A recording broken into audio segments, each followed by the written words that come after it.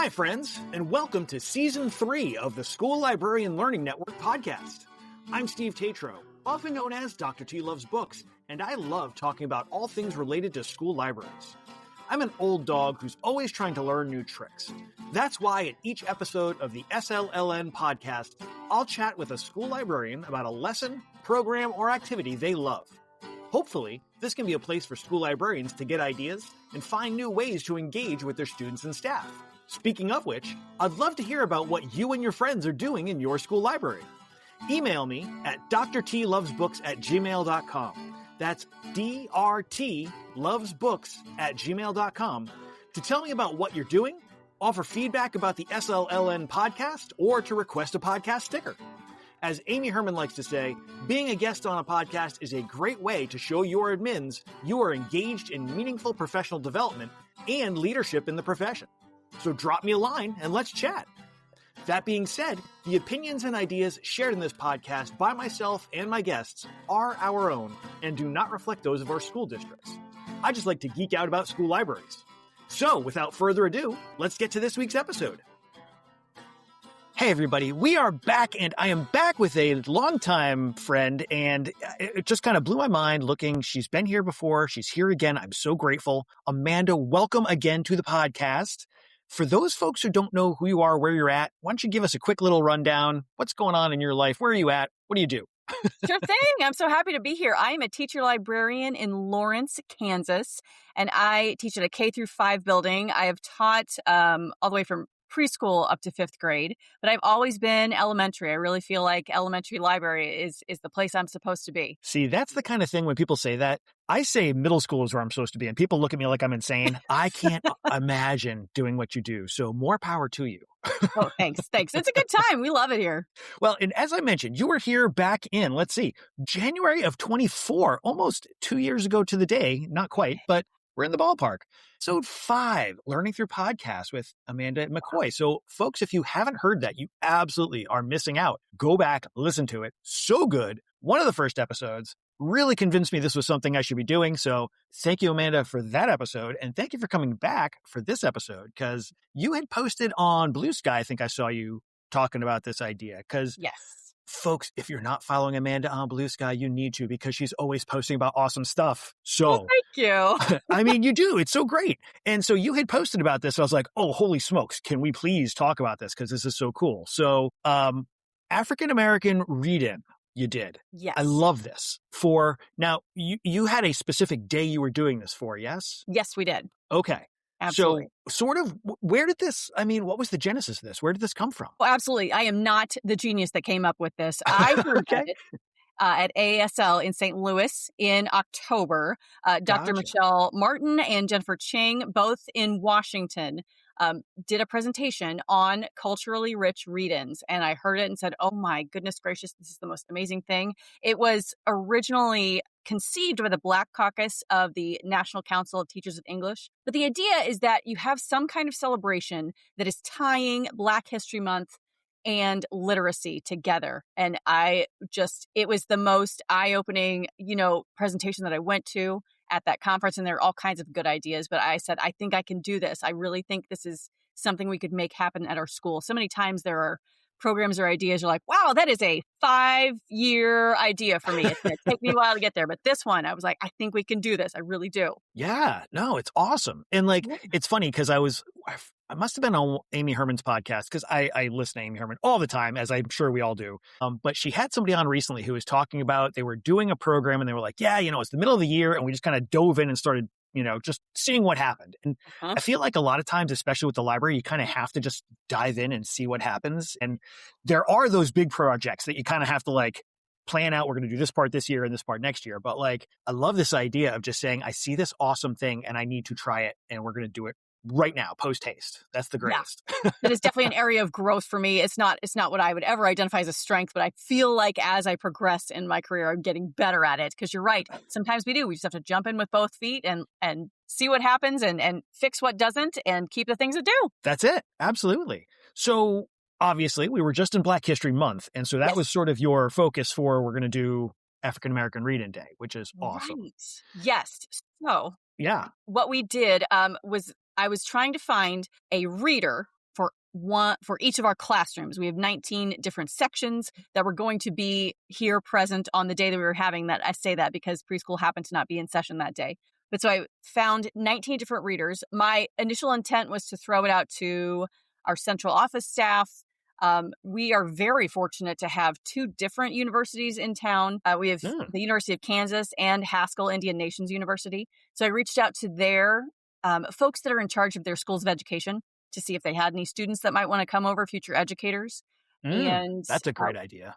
Yeah. And then we also got some kids from our district's Native American Student Services. They have some student ambassadors that wanted to come over and read also. And I really thought, Steve, that we were going to get like 5 or 6 from asking. And then I would fill in with my building staff who are awesome and rocking and down with this kind of thing. But I got 19 from outside of our school, which is a fun thing for kids when they have a guest reader that's really new to them. They don't know. Absolutely. Now, in order to get your guests, like what was your recruitment process? Like, did you just kind of, I don't know. I don't even know how you would go about it. So fill me in.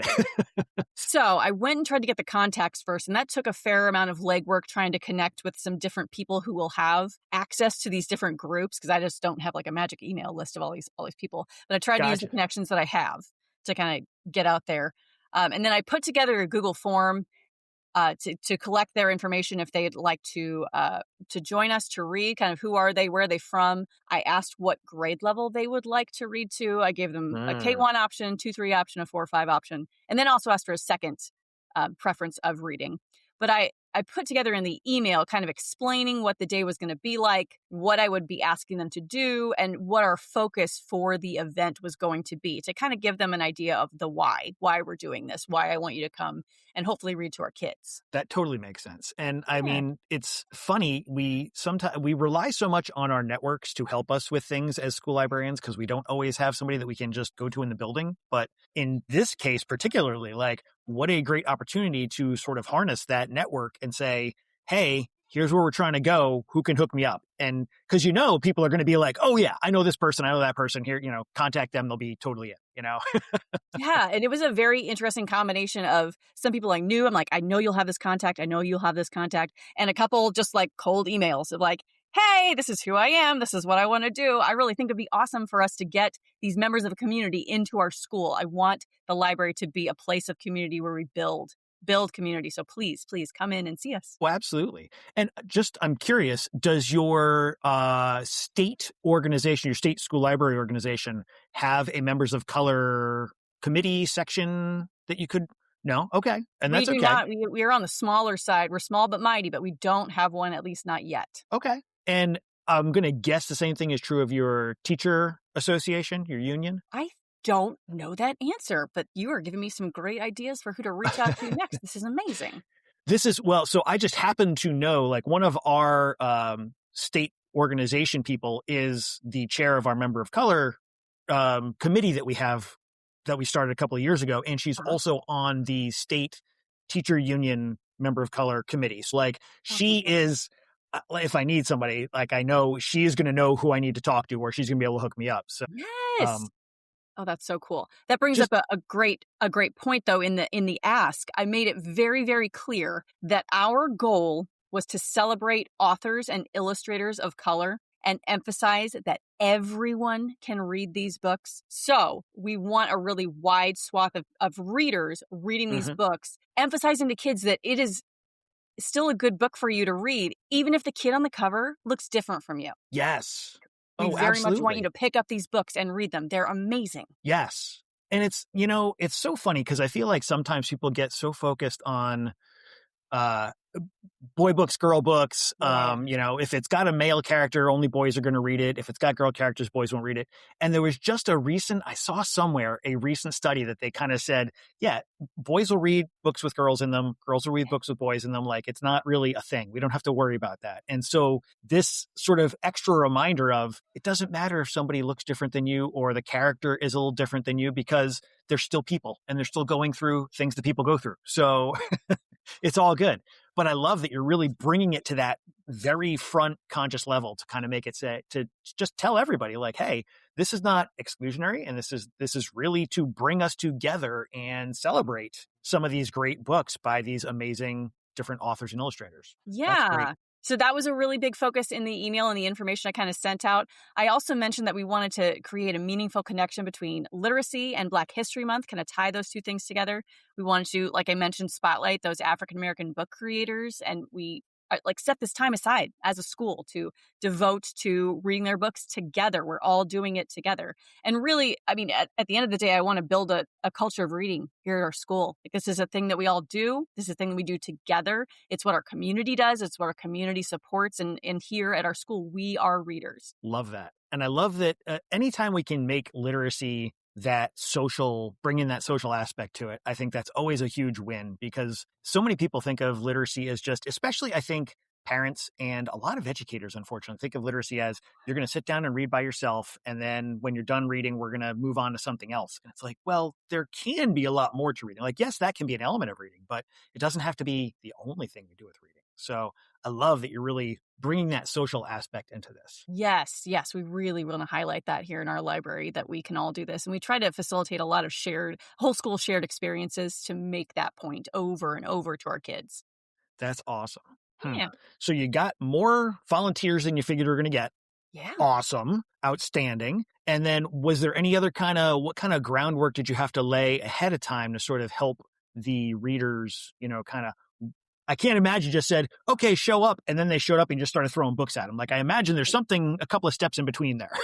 Yes. So getting an idea of what grade level they felt most comfortable reading to was really helpful. That way, after I had found the 19 different books, which takes some legwork, finding books that have a Black author, Black illustrator that we have, for the most part, we had in our library, that are appropriate read alouds, because there are a lot of books that are amazing and are much better lap books or read individually. So finding those books that are going to be really good read aloud, and then pairing those books with the readers. And then it kind of varied. Some of them I was able to get them a book ahead of time. Some of them I was able to direct them to a legal read aloud on YouTube. So they got exposure to the book and had an idea of what was going to be happening in their book before just showing up the day of. I had one reader, Steve, this was so exciting. She was like, hey, I would really like to bring my own book if you don't mind. And it was Bedtime Bonnet by Nancy Rudd, which is like a mainstay for us. Like, we use it all the time. She's like, I would really like to read that book. And could I bring my bonnet so I can show kids like what it looks like in real life and talk to them about connections, and if they have any people in their family, or if maybe they wear a bedtime bonnet, and kind of make that connection that books are about real things and about real people too. That's so awesome. Oh, wow. God, it was so cool. Now, you had said that you mostly had stuff in your library. Did you find you had to kind of do a little bit of exterior, like go to the public library maybe, or touch base with another library in the district? Yes, I definitely phoned a friend and asked for some different recommendations, and I had to pull from a couple different libraries to kind of make everything happen.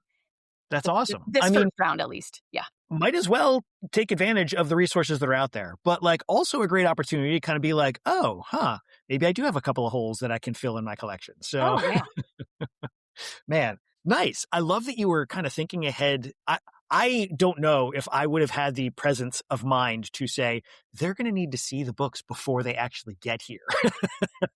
Because, man, a cold read by people who are maybe not super familiar with the book, that can be real ugly real fast. So I love that you laid that groundwork. Yes. So they had books, or they at least had exposure to the book that they were going to be presenting on. That's great. Or sharing, I should say. I'm also kind of curious, and maybe this is not something, well, you know what? I'm going to hang on to that question till later, because maybe you're going to reveal that as we go along. So I'm just going to put that in the back of my head. So you've got your readers, you've got books lined up for them. Where do we go next? So I should say that before all of that, I had to clear this with my principal and make sure she was game for this completely new event that we'd never done before, that I couldn't point to anyone and was like, hey, you can ask the school across town if they've done this. Oh, wait, no one has. Just kidding. Please have some faith in me. But thank goodness she did. It was great. So after that, I really, really tried to make things as easy for my classroom teachers as I possibly could, because I knew it was a new event. I'm asking you to try new things, and that can be hard. So I was I worked that email to the school detailing what was going to happen for a long time to make sure that I asked as little as I could of a classroom teacher to try this new thing. So I created slides that had, for each book that had a picture of the author, a picture of the illustrator. So we have that up as the reader is reading. So then that way, the only thing that I'm asking the classroom teacher to do is to project that slide so they can, so the kids can see the creators as the book is being read. So that gets rolled out to the school. And then I also asked if my principal would be game to do some live morning announcements. Usually we only do live announcements on Friday. They're pre-recorded the other times. But to kind of emphasize, hey, we're having guests in the building. Here are some good audience behaviors, and let's make sure we show them our very best so that our guest readers will have a good experience and we will have a good experience. And he was going for that too. So that worked out well. Awesome. So then the day of, all the readers showed up. I was so excited. I had plenty of backups in case that didn't happen. Curiosity, like we're gonna, if you don't mind, can we digress for a second and talk about what your backups were? Just because I'm curious, like, because I think you're 100% right to say, like, maybe not everybody's going to be here. So, what did you sort of put in place so that if you did have a no show or 2 or 3 or 4, you were going to be able to cover bases? Absolutely. I sent an email out to make it choice based to teachers that I knew did not have a class that they were responsible for at the time that I was bringing the readers in. So I had some of our ESL teachers, some of our interventionists, a couple of our specialists, a speech pathologist, a couple of people that I knew were not going to be in front of a class at the moment that we were having the readers, and perhaps would hopefully be game to be a backup for us. And I got like 12. It was amazing. Wow. Everybody wanted to support this new thing. It was great. That's outstanding. Wow. And I think, too, that's a little bit of a testament, not a little bit, a lot of a testament to what you bring to that school, that people were willing to step up and volunteer to be part of this. And we're excited about this idea that you brought to the school. So some of that kudos just goes straight to you in addition to going to them. So you deserve that. We're always trying to pull in all members of not only the student body, but the staff too. Like, this is everyone's library. This is everybody's community right here. Yes, absolutely. Huh. So you had your backups, but you didn't need them, which is awesome. Right. So good. So everybody shows up. Mm-hmm. How did you, I'm just curious, what happened when they showed up to the school? How did they sort of make their way to where they were going? What went from there? Sure. So we set up kind of a headquarters in the library. The office staff actually was very complimentary. They were like, everything was so well organized. We felt like we knew who was coming. They, without me asking them to, printed up like themed name tags for everyone. So all the visitors had the same, I know, right? had their badges on, and everybody came down to the library where I had all the books ready to go with sticky notes with names on them. So everybody had some time built in to preview their title, practice holding it, see where the page breaks happened, try not to cover up words and pictures with their fingers. You know, I read aloud multiple books every day, but that is not an innate skill. It's learned. Like, you have to kind of work with the book and practice that. So there was some time built in for them to do that. Now, did you give them like a little tutorial on like, here's some things to think about as you're sharing the book? Or some of the central office members were former teachers, so I did not spend time with them. Some of the college students and the high school students, I was like, okay, let's talk about how you're going to hold this, and here's a good way to page turn, and here's a way if holding it to the side is like not something you can do, here's a way that you can read it and then show everybody too, kind of giving them a couple different options, not insisting they had to do it exactly the way that I do. Right. Oh, absolutely. But I can also see, being uncertain, like, how do I even present this to other people? Because when you read to yourself, it's a very different experience than when you're going to read to a group of students who are trying to get to read along with you. So, right. And that's something I take for granted. Like, we just do it so often. Like, that's not even the thing I think about that much. So having to kind of think like, okay, what if this is my first or second time ever doing this? What kind of things do I need to hear? Absolutely. Man, there's so much. It's funny because this sounds like, on the surface, such a simple, like, oh, we had some people come in and read to the kids. But then you start digging into we had to prep this and we had to do this. And like, there's so many details that go into making this work. And so it's fascinating to hear you walk through it and kind of be like, oh yeah, we did this, we did that, we had to have that ready. Just such a great level of planning and detail you put into this. And I'm sure that it paid off, but we'll get to the payoff when we get to the payoff. So yeah. When your readers were there, they're practicing with their books. Did you have student ambassadors come to bring them to classrooms? Did the teachers come and get them? I'm just kind of curious, like, what was their actual transition from the library to where they were going? So I had some of those people that had agreed to be backup readers. Hey, can you come to the library and can you take these friends to the K1 pod? Can you take these friends to the second, third grade pod? I had a chart with everybody's book and the teacher's name and the classroom number, like the places that they were going. Gotcha. On a big grid, and had multiple copies of that, so I could pass that out to everybody. All my staff has that. That's taking people different places, and they know who goes to what classroom with what book. Totally. You need it. You need to have whatever you're going to be sharing out. You need multiple copies, and you need to be ready to just hand them to everybody. So that is a really good idea. I just had a thought, and I don't know if this was something that was part of it, but was there any kind of I guess I'm thinking about my school. When I get visitors, generally I can just have a visitor come and they sign into the office and we're all good. Did you have any kind of security issues that you had to deal with all this, with this many visitors coming in? My office staff, thank goodness, approached me ahead of time, like, "Hey, we hear you having visitors. Like, let's talk through how many of them are like in district. That's not going to be a problem. We just kind of need the names beforehand, if you could." Gotcha. So they worked their magic and worked all the way through that before any guests even arrived. Nice. That's great. I love that. Your front office staff sounds like they are really just they're on it, on the ball and kicking butt for you there. That's great. So, okay, we've got our people, we've got our books. They are going to classrooms. Yeah. What kind of unfurled from that point forward? I imagine it must have been kind of tough for you organizing it, not necessarily being able to see all of what was going on. Yeah. So I mentioned I love the whole school shared experience, but a lot of times you can see the whole school at the same time when that's happening. This was the opposite of that. It was happening in 19 classrooms at the exact same moment, and there's no way I could physically be in 19 places. So I'm kind of bouncing in between, like making sure the slides are working for everybody. Oh, we have a sub in this room. All right, I'll make sure you know how to get this TV on and we're rolling and everything's fine. But I just kind of popped into this classroom and that classroom, took some pictures for our parent newsletter so they kind of get a taste of what's going on. And actually some of the college students really wanted those pictures too, because they were using this for some community service hours. So that worked out really well.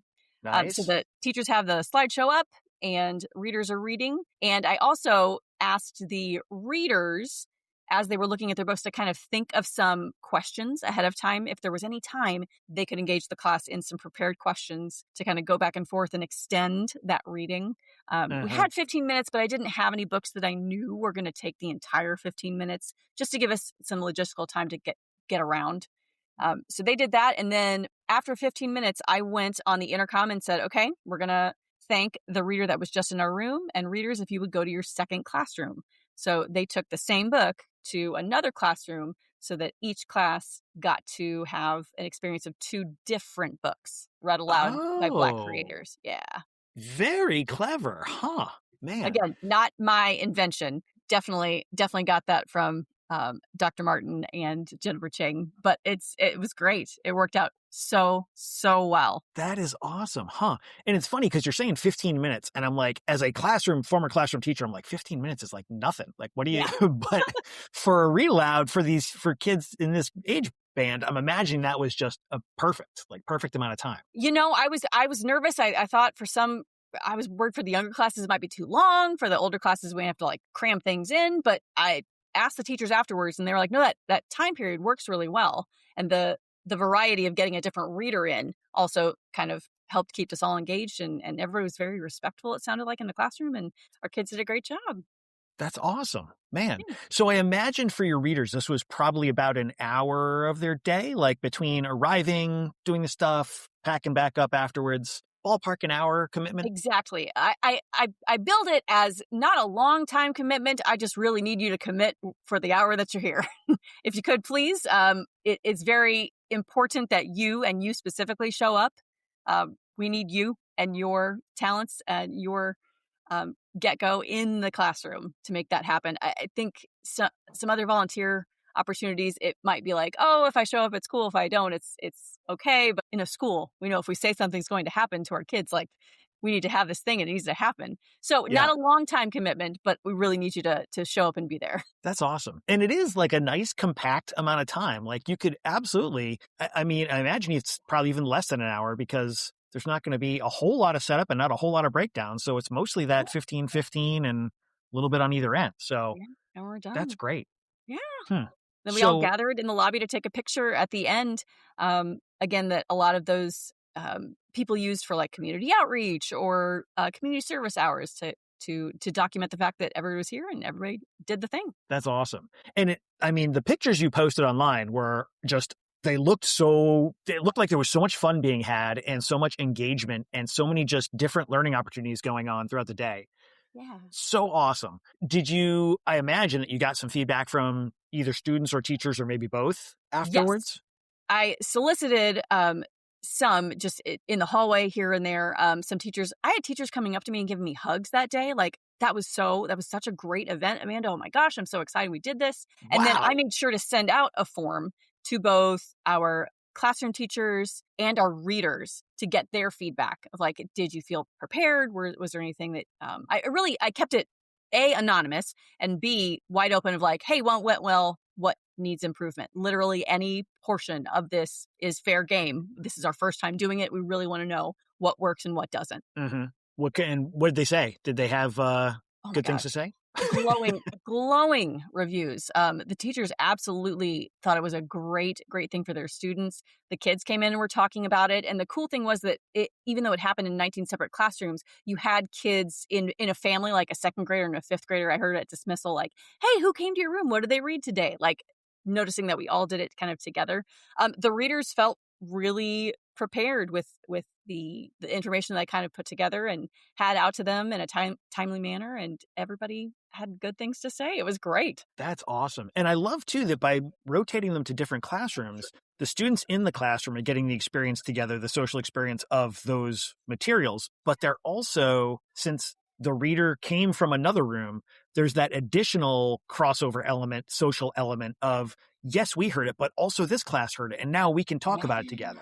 Or like, even if you didn't hear, like you could get different classes together and be like, well, we heard this book. Well, we heard that book. Well, what did you like about this one? Oh, and like, I can see so many possibilities for sort of branching this into lots of discussions about, what they heard, what they liked, just getting their social engagement going with this literacy event that happened. Yeah, it was really cool to hear kids talk about like, oh, our book was about Langston Hughes today. Oh, ours was about Claudette Colvin. Oh, we had one that was by Christian Robinson, kind of cross-applying those things. And I had teachers too that said, hey, we took this and talked about it for the rest of the week. Like we looked closer at this person that we had a biography of. And the students wanted to know more after reading that book, which was really exciting to me. Awesome. Yeah, man. That's the sign of a great learning opportunity right there when the kids want more. Whew, love it. Love it. Now, I do have a question about when you were soliciting the volunteers. Yes. How did you have, I'm just kind of curious, like not everybody is a good reader. Not everybody's going to be an all-star when they're reading out loud. Like, and there's nothing wrong with that. That's okay. It can be a little bit of a challenge especially with younger kids when you're doing a read aloud, I would imagine. So I'm just kind of curious, like what was your thought process, or what was I don't know if you had like a screening process or like questions that you asked, or was it just sort of like, we're going to see what happens? No, I was very nervous about that, to be perfectly honest with you. So a lot of the adults, I was like, okay, I either know that this person has been a teacher in the past or they've been in front of kids in the past. Like, I'm not too terribly nervous about them. Some of the students, the college students and the high school students, I was a little nervous about them. So there were some teachers that I touched base with ahead of time. Like, hey, this reader that you're having second in your room, you might need to support them just a little bit, like with maybe an additional question at the end, which I'm talking to colleagues that I know can come up with a discussion question from a read aloud on the fly. I did leave it in my own notes to myself that I want to support those younger readers a little bit better next time and kind of have them prepared for, this is what it's going to be like to be up in front of a class of, some of our classes this year are really big. Like we have a couple that are 28, 29. So just kind of preparing them for what that's like to be up in front of students. Yeah. Yeah. Hmm. That was eventually I was going to get the question, what do we learn and what are we going to be learning from this experience and carrying forward into next year? Because I have to imagine you're doing this again next year. We're not only doing it again next year, and again, this is not my original idea, but I think the next one we'll do is probably for Hispanic American Heritage Month in the fall, because Nice. I had such a good experience and I am so like up and excited about it. There was another round of grants from our district's foundation, and I put in for a grant to get more books to be able to do this for Asian American Pacific Islander Heritage Month, for Native American Heritage Month, to fill in the gaps that we had for Black History Month, and then get Hispanic American Month rolling too, so we can do it much more often and get That's lots of members awesome. of the community in. Yeah. Oh, I love it, man. Oh, that's so cool. That's so Yeah. cool. Are you thinking about the possibility of bringing in parents as readers, or is that sort of like, yeah? Yes, absolutely. We have a very engaged and active PTO. So, to be perfectly honest, I feel very confident that if I put it out to our parents, we'd get more volunteers than I even need. So, Gotcha. I'm excited to do it several different times to get different readers in front of the kids. Right, right. Well, and that's one of the benefits of when you've got that big pool to draw on, you can, and you're thinking about doing multiple events, you can kind of spread it out a little bit and say like, oh, and I mean, I don't want to bad mouth anybody, but like if you notice that there's somebody who's like a real good, like, oh man, they really brought it. Yeah. Oh, hey, you want to come back a couple of times? Mhm. Start putting together the all-star squad. Oh, yeah, for sure. Like, oh, you get the invitation every time. Yes. Yeah. Man, that's great. So if for the folks who are hearing this, they're absolutely going to want to do this. I mean, I don't know why they would not want to. So is there anything they should have in mind as they're getting ready for the first time to kind of roll up on this project? I think just securing the readers was the part, at least, that made me the most nervous. Mm-hmm. There were days that I thought we would have 27 volunteers, and days I was like, I hope we get 5. Just that unknown, like, really, really made me nervous. Mm-hmm. But kind of thinking through different groups that you could ask, and you could think about slow rolling it out. Like, hey, I'm going to ask these 2 different groups. And then if I don't get enough from that, I also have this other bank of people that I could ask to go in with this. Mm-hmm. How many members of my staff could I add to this? That's kind of one of the reasons I didn't start with my own staff, because I knew I was going to backfill with my own staff and didn't want to max everyone out so that I didn't have any subs.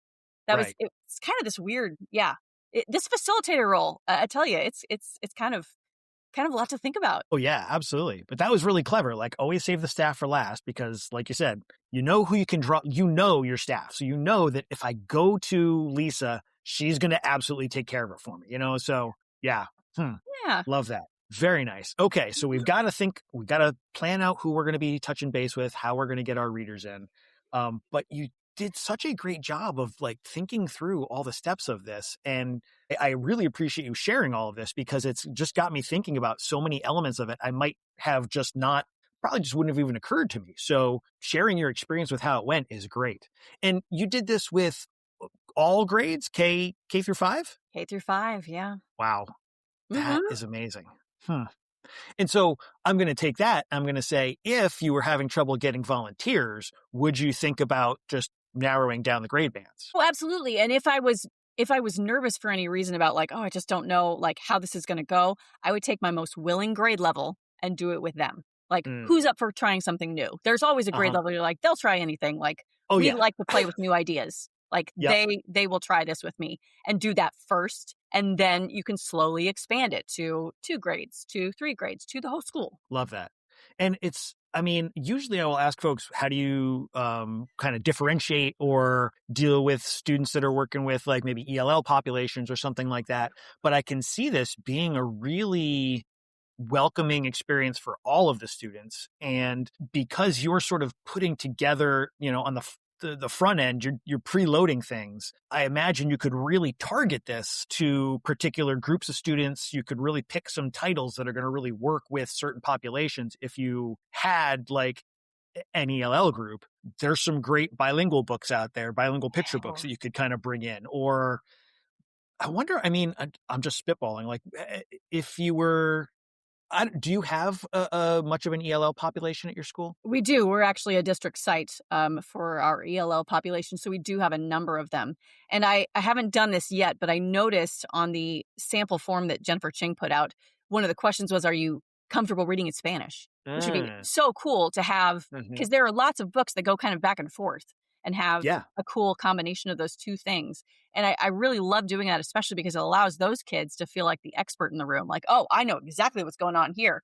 I know every word that's being said, and everybody else is having to ask me or ask the reader. Yeah, absolutely. And it's kind of got me thinking, if you were looking for parent volunteers, those students probably have a parent, or not, maybe have a parent that can be one of those readers facilitators that are going to be very fluent in a non-English language. That might really be an interesting way to bring in a lot of different cultural elements too. Like, boy. Yeah, but you bring up a good point about making it really accessible to everybody. It's a nice low barrier of entry for all the students. Like, we're just here, we're all listening to the same book together.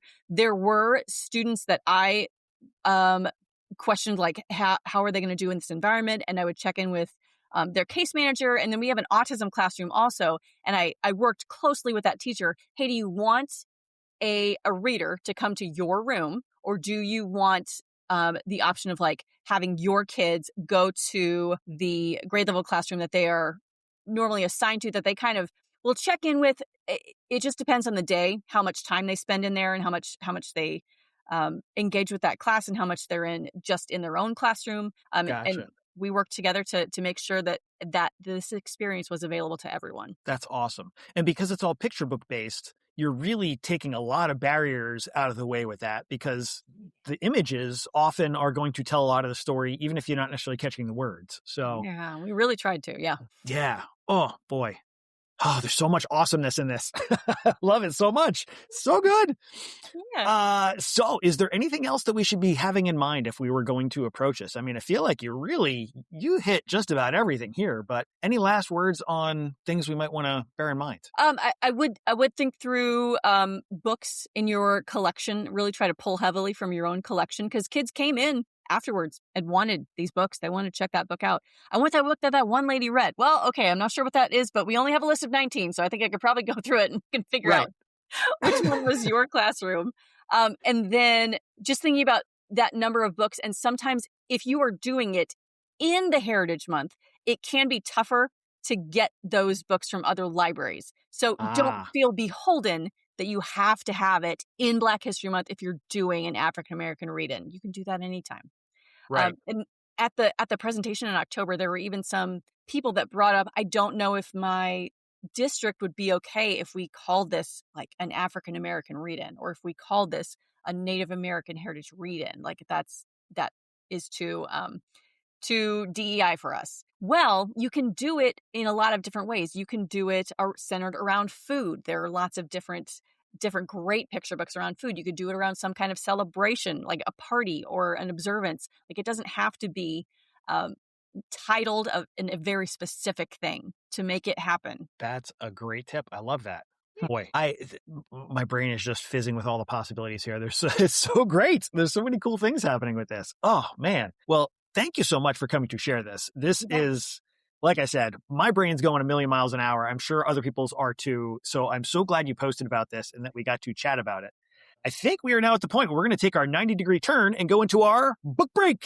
Book break. Squiddy! Woo!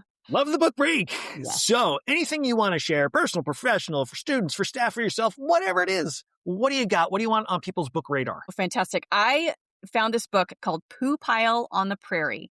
It is so good for us here in Kansas, and really anybody, because we all need to learn about different habitats in the prairie. But this book it follows a bison patty through an entire year. It goes through 12 months, and it goes through all the different insects and animals that live in and benefit from all the things that grow out of this bison patty. And it is one of those really good nonfiction books that has some larger text that if you were reading it aloud in a class, that you would read about what's happening.